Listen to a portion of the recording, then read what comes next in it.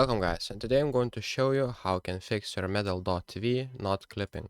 So what you'll need to do is go right here to the settings, and what you want to do is go right here to the clip settings, make sure that capture clips is on, and if you go to the screen recording, make sure screen recording on app start is on. So this only works for clips and will start screen recording immediately after enabling. And what you want to do is go to auto clipping and enable auto capture events. And when you click on, make sure that game you're playing is turned on. So that's how you fix not clipping. Easy.